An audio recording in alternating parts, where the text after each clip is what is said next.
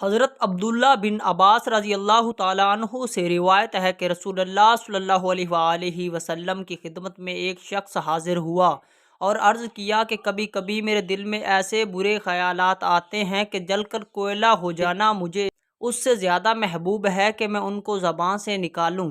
آپ صلی اللہ علیہ وآلہ وسلم نے ارشاد فرمایا، اللہ کی حمد اور اس کا شکر ہے جس نے اس کے معاملے کو وسوسے کی طرف لوٹا دیا ہے۔ تشریح مطلب یہ ہے کہ یہ غمگین اور فکر مند ہونے کی بات نہیں، بلکہ اس پر اللہ تعالیٰ کا شکر ادا کرو کہ اس کے فضل و کرم اور اس کی دستگیری نے تمہارے دل کو ان برے خیالات کے قبول کرنے اور اپنانے سے بچا لیا ہے اور یہ بات وسوسہ کی حد سے آگے نہیں بڑھنے دی۔